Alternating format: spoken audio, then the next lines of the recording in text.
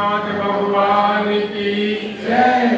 ऐसा परमो धर्म की जय। आचार्य श्री विमल सागर जी महाराज की जय। गुरुवर आचार्य मुनि सुब्रत सागर जी महाराज की जय। आचार्य कुंसु सागर जी मुनि महाराज की जय। आचार्य श्री आनंद सागर जी महाराज की धर्मानुरागी महानुभाव आचार्य पदारोहण वर्ष के 23वें वर्ष के पुण्य प्रसंग पर आप सब यहाँ आमंत्रित हुए। सबसे पहले भगवान का अभिषेक किया, नित्य नियम की पूजन की, शांति विधान भी किया और भक्ति से पूर्ण भक्त को अमर बनाने वाला भक्तामर स्तोत्र की आपने दीपार्चना की। ये सब आपको सौभाग्य प्राप्त हुआ। आप धन्यवाद के पात्र हैं। हम आप सभी को बहुत बहुत आशीर्वाद देते हैं। हमारी कला बेटी आई जयपुर से, हमारा वैद्य जी से बहुत पुराना संपर्क रहा है। 76 से चतुर्मास जयपुर में था, तब से वैद्य जी संपर्क में जुड़ गए, बराबर आते रहे और हमारी भैया बच्ची कह रहे ध्यान की में तो कई बार आए, उनको इतना पसंद आया कि आकर के वो ध्यान भी करते थे और जयपुर जाकर के हमेशा ध्यान में रहते थे। उनके ध्यान के संस्कार सब लोगों को साथ जोड़ते चले। उन्होंने कहा था आपने गौरी को तो पीछी दे दी है, हमें पीछी कब दोगे? हमने कहा अगले महीने आपको भिजवा देता हूँ। बोले नहीं, जब कोई आपका कार्यक्रम होगा तभी पीछे हमको देना। हमने कहा ठीक है, आचार्य पदवर्ष आ रहा है हमारा, उस समय हम आपको पीछे दे देंगे। बराबर संपर्क बना रहा और आज वो संयोग आया कि कला बेटी है वह पीछी को प्राप्त कर लिया। ये पीछी त्याग का प्रतीक है। हमारा धर्म तो त्याग धर्म है और आपको मालूम है ना, त्यागात शांति, ये साक्षात भगवान का तीर्थ है। हर एक जीव शांति चाहता है। शांति कैसे मिले? स्वयं शांत्या बहतात्म शांति, शांति विधाता शरणम रताना। जब तक हम लोग अपने दोषों का समन नहीं करेंगे तब तक आपको शांति प्राप्त नहीं हो सकती है। एक मैंने कहानी देखी थी, आप लोगों को शायद ध्यान में नहीं हो कि एक मुनि महाराज प्रवचन कर रहे थे और पास में गांव में पंचायत हो रही थी। पंचायत का विषय था कि कुएं का पानी सड़ गया था, गंदा हो गया था। एक ही कुआं पूरे गांव में था। पानी पीने की समस्या बढ़ गई, पानी से दुर्गंध आती थी। तो इसको कैसे ठीक किया है, पानी को कैसे ठीक किया जाए, बहुत विचार किया गया पर कोई निष्कर्ष नहीं निकला। तब सबने कहा कि मुनि महाराज पास में विराजमान है, उनके पास चलो, वो कोई समाधान देंगे। तो मुनि महाराज ने कहा कि ये बात बताओ कि क्या बात है? बोले महाराज जी एक ही कुआं है और वो सड़ गया है, बदबू आ रही है, कैसे पानी पिए? तो महाराज जी बोले गंगा जल डाल तो कुएं में, पानी शुद्ध हो जाएगा। वैष्णव लोग थे, वैष्णव साधु थे, गंगा जल का उपाय बता दिया। लोगों ने कल से भर के गंगा जल कुएं में डाल दिया, लेकिन फिर भी बदबू नहीं निकली। फिर पहुंचे मुनि महाराज के पास, महाराज जी वो तो बदबू अब भी आ रही है, तुमने गुलाब जल डाला कि नहीं डाला? अब गुलाब जल डालो। तो कल से भर के गुलाब जल डाल दिए, लेकिन बदबू तो फिर भी आती रही। महाराज जी बोले मामला बहुत गड़बड़ लगता है, लगता कोई देवी प्रकोप हो गया। 10 गांव के आदमियों को खाना खिलाओ, महायज्ञ कराओ। महायज्ञ भी किया गया, खाना भी खिलाया गया, कोई भी फायदा नहीं हुआ। अंत में महाराज जी बोले भाई एक बात बताओ, ये पानी सड़ा क्यों, बदबू क्यों आ रही है? तब एक बुजुर्ग ने कहा 3 कुत्ते लड़ते लड़ते कुएं में गिर गए और वो मर गए, उसी में सड़ गए। महाराज जी बोले कितना गंगा जल डालो, गुलाब जल डालो, स्नान करो, हवन करो, खाना खिलाओ, कुछ नहीं होने वाला है जब तक कुएं में से कुत्तों को निकाल के बाहर नहीं करोगे, तुम्हारा पानी शुद्ध होने वाला नहीं। तो तुम्हारी आत्मा में काम, क्रोध, लोभ, मायाचार के जो कुत्ते मरे पड़े हुए हैं ना, जब तक वो नहीं निकालोगे तब तुम्हारी आत्मा में संयम धर्म की खुशबू आने वाली है। तो हमारा धर्म तो त्याग धर्म है, त्यागा शांति। अपने अपने दोषों का जब समन करेंगे तब आपको शांति मिलेगी। फिर त्याग करने से भी शांति नहीं मिलेगी।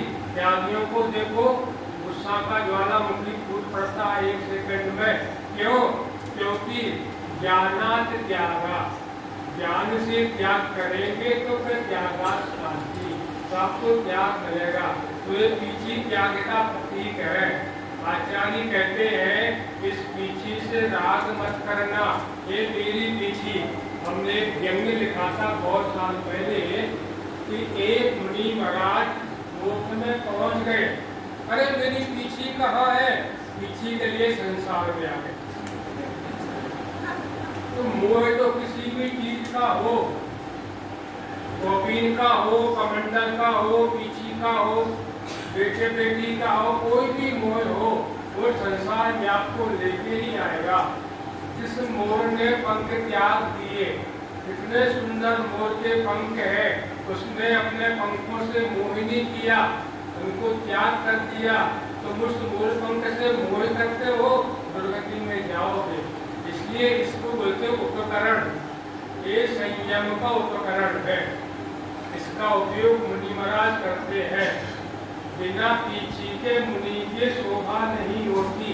कुछ साल पहले ऐसा स्थल पर कोई आदमी आया, भगवान के दर्शन किया, ऐसा प्यारा जगह, कपड़े उतार के देख दिए, बैठ गया ध्यान में।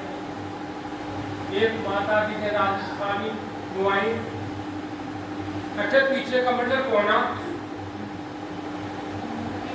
ये कैसा महाराज है, इसके पास तो पीछे कमंडल आए,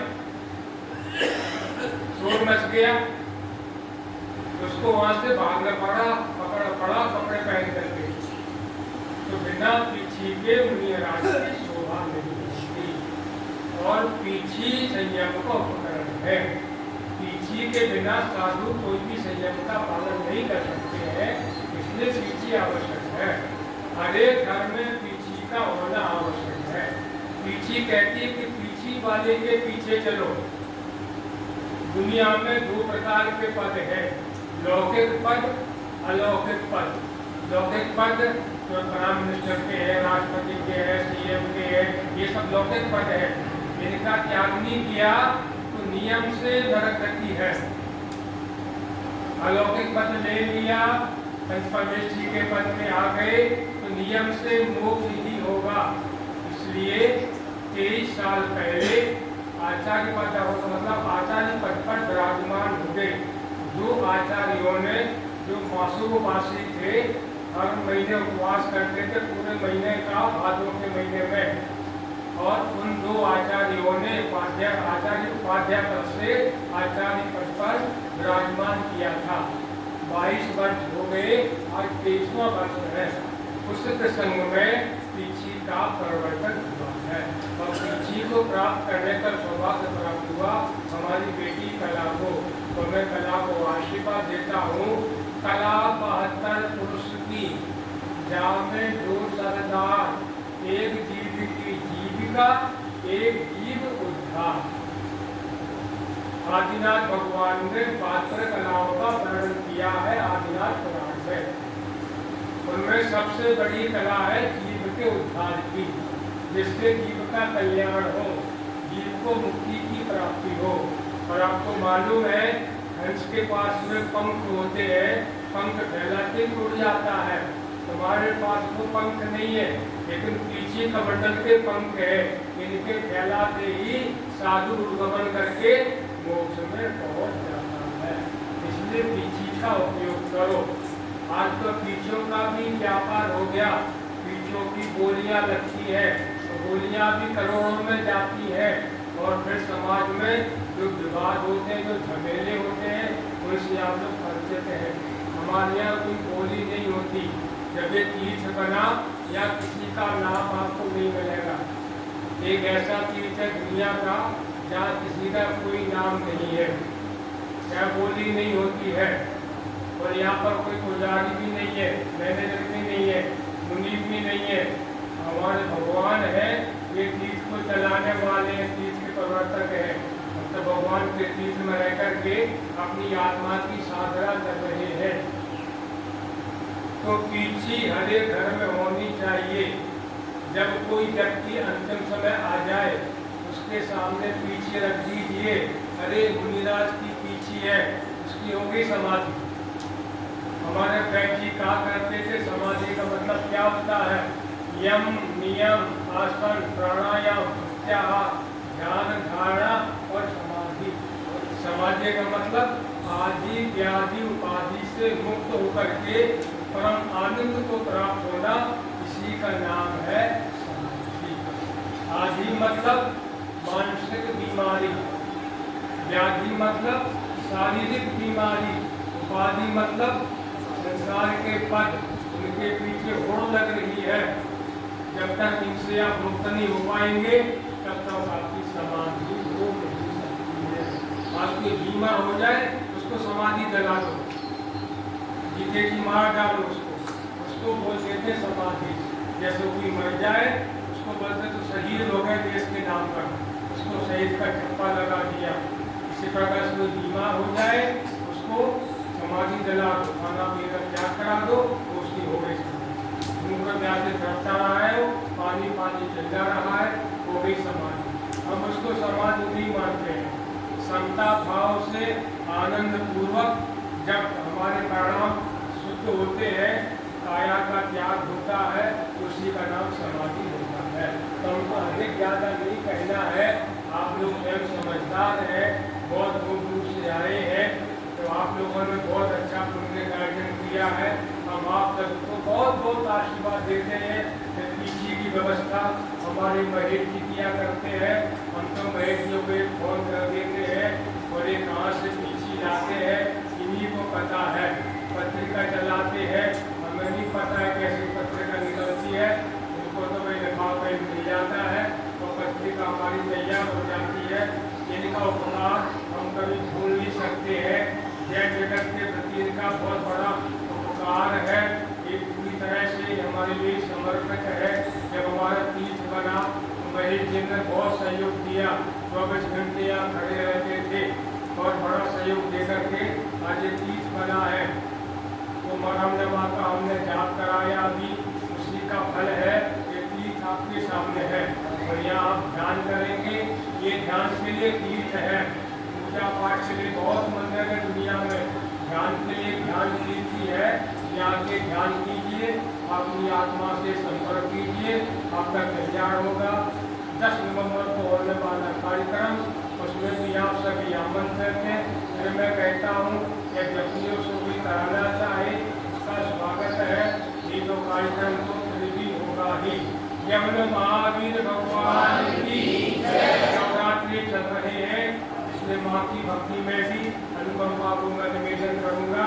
1-2 भजन माँ के बारे में भी जो हमने आज तक नहीं सुने हैं, उसमें से कोई भजन सुना दीजिए।